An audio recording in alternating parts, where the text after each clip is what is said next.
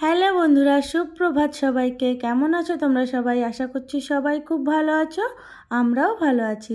Daily blog Indrani তোমাদের সবাইকে অনেক অনেক ভালোবাসা ও স্বাগত জানাচ্ছি। আমি ইন্দ্রাণী প্রতিদিনের মতো আজকেও চলে এসেছি তোমাদের সাথে একটা ডেলি ব্লগ শেয়ার করতে। আশা করছি ব্লগটা তোমাদের ভালো লাগবে, আর ভালো লাগলে অবশ্যই একটা লাইক করে দিও। আর নতুন বন্ধুরা, তোমরা প্লিজ আমার চ্যানেলটা সাবস্ক্রাইব করে পাশে থেকো। তো দেখো, সকালে ঘুমের থেকে উঠে আমার কিন্তু বাসি কাজকর্ম সমস্তটাই হয়ে গেছে। মানে ঘর ঝাড় দেওয়া, বাসন মাজা, টুকিটাকি মানে যা থাকে বাসি কাজ, সেগুলো কিন্তু আমি করে নিয়েছি। আর জামা কাপড়গুলোকেও আমি ভিজিয়ে দিয়েছি।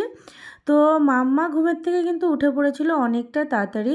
তো ভাবলাম যে আজকে হয়তো ও তাড়াতাড়ি ঘুমের থেকে উঠে পড়েছে, ওকে ফ্রেশ করিয়ে খাইয়ে দেবো। তো ওকে ফ্রেশ করিয়ে মানে বসিয়ে রেখেছি খাটে। আমি এসে দেখি কি, ও মানে রান্নাঘরে গিয়েছিলাম ওর জন্য একটু খাবার রেডি করতে। তো এসে দেখি ও আবার না ঘুমিয়ে পড়েছে। তো ভাবলাম হয়তো এত তাড়াতাড়ি তো ঘুমের থেকে ওঠে না, সেই কারণেই হয়তো ঘুমিয়ে পড়েছে। যাই হোক, ওর ঘুমটা পূরণ হোক, তারপরেই ওকে খাইয়ে দেবো। তো যাই হোক, মাম্মাকে দেখলে যে ঘুমাচ্ছে মাম্মা, আর আমি এদিকে চলে এসেছি থাইরয়েডের ওষুধটা খাওয়ার জন্য। কারণ এই কাজকর্ম করার মধ্যে আমার একদমই মাথায় ছিল না ওষুধটা খাওয়ার কথা। তো ওষুধটা খাওয়ার আধা ঘন্টা পরে যাক মানে কিছু খেতে হবে, কারণ ওষুধটা খাওয়ার সঙ্গে সঙ্গে কোনো খাবার খাওয়া যায় না। তো সকালে আমি তোমাদের সাথে মানে ক্যামেরা অন করেই কথা বলছিলাম, কিন্তু মাম্মা যেহেতু ঘুমাচ্ছিল কথাগুলো একটু আস্তে আস্তে বলছিলাম, সেই কারণে শুনতে একটু মানে আওয়াজটা কম আসছিল, সেই কারণে মিউট করে আমি আবার ভয়েস দিচ্ছি। যাই হোক, আমার ওষুধটা খাওয়া হয়ে গেছে। এখানে একটু রোদ্দুরে এসে বসলাম ব্যালকনিতে। তারপরে কিছুক্ষণ ঘরের টুকিটাকি যে গোছাগাছিগুলো রয়েছে, যেমন জামা কাপড় থাকে, সেগুলো সবসময় তো ভাঁজ করে ওঠা হয় না, তো সেগুলোকে একটু গুছিয়ে নিলাম। তারপরে দেখো চলে এসেছি এখানে, মাম্মার জন্য একটা ডিম সিদ্ধ করেছি। তো মাম্মার জন্যই করেছি, আজকে আমি ডিম খাবো না। তার কারণ হলো আজকে আমি দুধ আর কর্নফ্লেক্স খাবো। তো মাম্মার জন্য দেশি ডিম নিয়ে এসেছে ওর পাপা, তো দেশি ডিমই ওর জন্য সিদ্ধ করেছি। কারণ বাচ্চাদের দেশি ডিম দেওয়া ভালো, ওটাতে প্রোটিনটা নাকি আরও বেশি থাকে। যাই হোক, এখন থেকে আমি একটা জিনিস অভ্যাস করছি যে কারণ কি বলো তো, প্রচণ্ড রকমের না মানে পেটটা বেড়ে যাচ্ছে, ভুঁড়িটা মানে মোটা হয়ে যাচ্ছে। কি হয় বলো তো, হাঁটা চলা পড়ে না, তো সারাক্ষণ ঘরে থাকা হয়, তো সেই কারণেই না এরকম প্রবলেমটা হচ্ছে। তো ভাবলাম যে একটু ডায়েট ঠিকই না, তবে খাওয়াটা একটু কন্ট্রোল করে চলে দেখি যদি কিছু হয়। তো সেই কারণেই এখন থেকে শুরু করেছি যে সকালবেলা করে হালকা কিছু খাবার খেয়ে নেবো। কী হয় জানো তো, তোমরা যারা আমার ব্লগ দেখো তারা তো নিশ্চয়ই জানো যে সকালবেলা আমি ম্যাক্সিমাম টাইমেই ভাত খাই। তো কি হচ্ছে, 3 বেলা করে ভাত খাওয়া হয়ে যাচ্ছে, তাহলে কি হতে পারে বুঝতেই পারছো। আর শীতকালের বেলা এখন তো আরও প্রবলেম, হাঁটা চলা হয় না, চুপচাপ বসা হয় একটা জায়গাতে, আর শীতকালে হজমটাও সেরকম একটা হতে চায় না। তো সব কিছু মিলিয়ে একটু প্রবলেম হচ্ছে বলে ভাবলাম যে এই অভ্যাসটা করা যাক। এখন একটু হালকা খাবো সকালের দিকে, আর দুপুরে ভাত খাবো, আর রাত্রেও রুটি বা অন্য কিছু খেয়ে নেব। যাই হোক, চলো এখানে আমি যে খেয়ে নিচ্ছি। আর খেতে খেতে তার মাঝখানে মাম্মা ঘুমের থেকে উঠে পড়েছিল, তো তারপরে মাম্মাকে উঠিয়ে তখন মাম্মাকে আমি হাত মুখ ধুয়ে দিয়েছিলাম, ধুয়ে ব্রাশ করানো হয়নি। তো ভাবলাম যে এখন তাহলে ওকে একটু ব্রাশ করিয়ে দিই। তো আমি ভালো করেই ওরা মুখে মানে আঙুল দিয়ে দাঁতটা ভালো করে ডলে তারপরে ওকে মুখে জল দিয়ে কুলিকুচি করিয়ে দিই। তো সেই কারণে, আর যেহেতু ছোটো মানুষ অতটা প্রবলেম হয় না, তবে ব্রাশটা করানোটা অভ্যাস দরকার, কারণ এটা একটা ভালো অভ্যাস। তো আমি চেষ্টা করি, মাঝে মাঝে হয়তো মাম্মা ব্রাশটা করতে চায় না, তখন বিরক্ত করে, তখন ওই আঙুল দিয়ে ওকে মানে মুখটা পরিষ্কার করে দিতে হয়, দাঁতটা মাজিয়ে দিতে হয়। তো যখন এখন দেখলাম যে ব্রাশটা করতে চাইছে, তাহলে আমি একটু ব্রাশটা করিয়েই দিই। তো তারপরে এখানে দেখো মাম্মাকে আমি মানে সোয়েটারটা খুলে দিয়েছি, কারণ একটু বেলা হয়ে গেছে আর ওর মানে গরম লাগবে, সেই কারণে ওকে সোয়েটারটা খুলিয়ে শুধু ফুল হাতা গেঞ্জিটা পরিয়ে রেখেছি। যাই হোক, মাম্মার জন্য করেছিলাম ডালিয়া, সেটাই মাম্মাকে খাইয়ে দিলাম। আর এখন চলে এসেছি রান্নাবান্নার প্রসেসিংয়ে। তো ভাত অলরেডি বসিয়ে দিয়েছি, আর এখানে দেখো পার্শে মাছগুলোকে আমি নুন হলুদ মাখিয়ে নিয়েছি।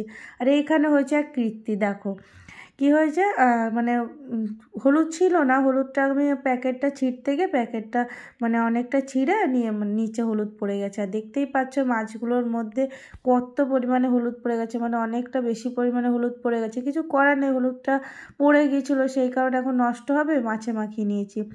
তো যাই হোক, আর হলো পালং শাক করবো। আর এখানে দেখো তেল বসিয়ে দিয়েছি, মানে তেলটা গরমও হয়ে গেছে। তো এখন মাছগুলোকে একে একে আমি ভেজে নেবো।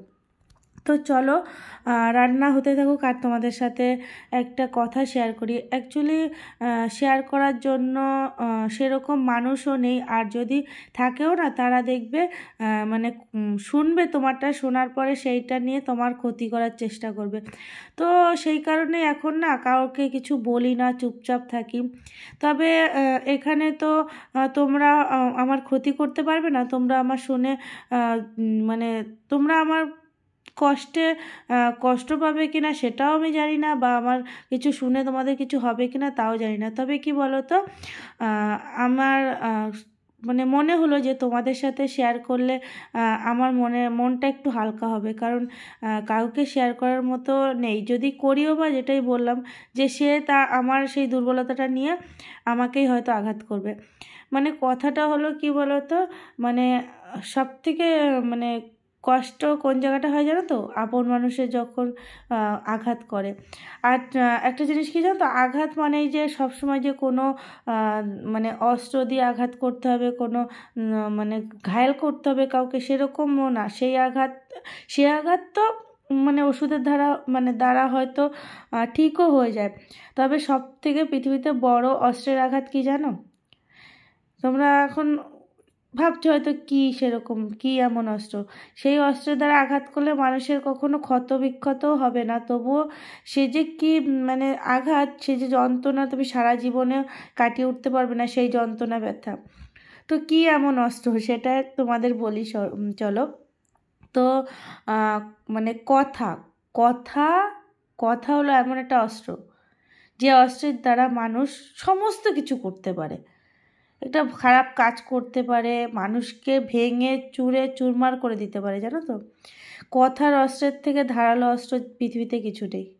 এই অস্ত্রের দ্বারা তোমাকে আঘাত করবে, তো তুমি এই অস্ত্রের আঘাতে হয়তো বাহ্যিকভাবে মানে বাইরের দিক থেকে কোনো আঘাত তোমার দেখা যাবে না, কিন্তু তোমাকে এমনভাবে ভিতর থেকে ক্ষতবিক্ষত করে দেবে না, তুমি মানে কাটিয়ে উঠতে পারবে না। তো সত্যি কথা বলতে এই আঘাতগুলো জানো তো নিজের মানুষরা করে, মানে নিজের মানুষরা এই আঘাতগুলো বেশি করে। আর মানে পরের আঘাত যতই করুক না কেন, সেই আঘাত সহ্য করা যায়, কিন্তু নিজের মানুষের করা আঘাত না কখনো সহ্য করা যায় না। আর সেই আঘাত সারা জীবন বয়ে নিয়ে বেড়াতে হয়। তুমি যতই জোড়াতালি দাও না কেন, সেই আঘাতের ক্ষত তোমার থাকবেই, চিহ্ন থাকবেই। যাই হোক, এগুলো মানে নিজস্ব কিছু অভিজ্ঞতা থেকে, নিজস্ব কিছু কষ্ট থেকে এই কথাগুলো বললাম। তোমাদের সাথে শেয়ার করে একটু ভালো লাগলো, মনটা হালকা হলো। যাই হোক, দেখো কথা বলতে বলতে এদিকে আমার রান্না কিন্তু প্রায় কমপ্লিট। আর এখানে একটু বড়ি ভেজে নিচ্ছি, কারণ মাম্মার পাপা বড়ি খেতে খুব ভালোবাসে। তো শাক করছি, সেই কারণে ভাবলাম যে পালং শাকের মধ্যে বড়িটা দিয়ে দিই। আর এখানে দেখো এই যে আলু, কুমড়ো আর হলো গিয়ে বেগুন ছিল, তো সেটা আমার সিদ্ধ হয়ে গেছে। এখানে আমি একটা ভুলও করে ফেলেছি, অনেকটা জল দেওয়া হয়ে গেছিলো, কারণ শাকে তো অলরেডি অনেকটা জল ছাড়ে, তো সেটাই আমার ভুল হয়ে গেছে। যাই হোক, তারপরে কিছু অনেকক্ষণ ধরে জলটা টানাতে হয়েছে, দেখো কতটা জল হয়ে গেছে। আর এখনের শাকগুলো কচি না, একদম মানে গলে যায়, জানো তো, বেশি জলও প্রয়োজন হয় না। যাই হোক, রান্নাবান্না আমার কমপ্লিট। দেখো এখানে এই যে শাকটা, তো অনেকটাই জল টানিয়ে নিয়েছি, তবুও দেখো ঝোল ঝোল মনে হচ্ছে, মানে আর পারছি না, তাহলে শাকের চিহ্ন পাওয়া যাবে না, জানো তো। তো যাই হোক, এখানে এই যে শাকটা রান্না হয়ে গেছে, আর এই যে মাছের ঝোল করেছি। আর এখানে 8 পিস মাছ করেছি, মানে 16 পিস মাছ ছিল, আর 8 পিস রেখে দিয়েছি, সেটা আমি মানে কালকে করব, কারণ অতগুলো মাছ করে কি করব, মানুষ তো 2 জন। তো যাই হোক, এখানে এই যে ভাত দেখো, তো সমস্ত কিছু রান্নাবান্না হয়ে গেছে, আর মাম্মার পাপাও চলে এসেছে। তো ওকে এখন খেতে দিয়ে দেবো, আর মাম্মাকে স্নান দান করিয়ে নিয়েছি, ওকেও একবারে খাইয়ে দেবো, মানে ওর পাপাকে ভাত দিয়ে ওকে ভাত খাইয়ে দেবো। তারপরে ওকে ঘুম পাড়িয়ে দিয়ে আমি যাবো স্নান করতে, স্নান করে আমার ঠাকুর পুজো দিতে হবে। তো সমস্ত কিছু কমপ্লিট করে উঠতে উঠতে তো আমার প্রায় বেজে যায়, জানো না, সেই 4:30 5টা। তো এইখানে যে মাম্মার পাপার জন্য আগের দিন রাত্রে একটু চিকেন স্যুপ করেছিলাম, সেটাও রয়েছে, তো ওটাও মাম্মার পাপা খেয়ে নেবে। তো এইখানে দেখো সন্ধ্যাবেলা, গুড ইভিনিং এভরিওয়ান। তো মাম্মাকে এখন এই যে পাউরুটি দিয়ে দুধ দিয়ে খাওয়াবো, তার জন্য নিয়ে নিয়েছি। আর পাউরুটির সাইডগুলো যেহেতু পোড়া হয়, ওগুলো একটু তিতো মতো হয়, তো ওটা মাম্মাকে দেবো না, সেই কারণে মাম্মাকে ভিতরের পাউরুটিটা দিয়েছি। আর যে সাইডের পাউরুটিগুলো ছিল সেগুলো আমি কফি দিয়ে খেয়ে নেবো। তো আমি একটু কফি করে নিয়েছি। তো যাই হোক, দেখো এখানে যে মাম্মার আমি গল্প করছিলাম, আর মাম্মার পাপা ওর জন্য জিম থেকে আসার সময় খাবারটা নিয়ে এসেছে, তো সেটাই দেখাচ্ছিল তোমাদের। আর হাই করছিল, দেখো আবার ফ্লাইং কিসও করছে। তো মাম্মাকে বলছিলাম, মাম্মা একটু দেখিয়ে দাও কি এনেছে তোমার পাপা। তো চলো বন্ধুরা, ভিডিওটা তাহলে আজকের মতো এখানেই শেষ করছি। ভিডিওটা তোমাদের কেমন লাগলো অবশ্যই কিন্তু কমেন্ট করে জানিও। আর ভিডিওটা ভালো লাগলে অবশ্যই একটা লাইক করে দিও। আর নতুন নতুন তোমরা প্লিজ আমার চ্যানেলটা সাবস্ক্রাইব করে দিও। তো তোমাদের যে কথাগুলো শেয়ার করলাম, তোমরা যদি সেই কথাগুলোর সাথে একমত হয়ে থাকো তাহলে অবশ্যই কিন্তু কমেন্ট করে জানিও। আমি নিজস্ব অভিজ্ঞতা থেকেই কথাগুলো বলেছি। তো চলো, টাটা, গুড নাইট, সবাই সুস্থ থেকো, ভালো থেকো।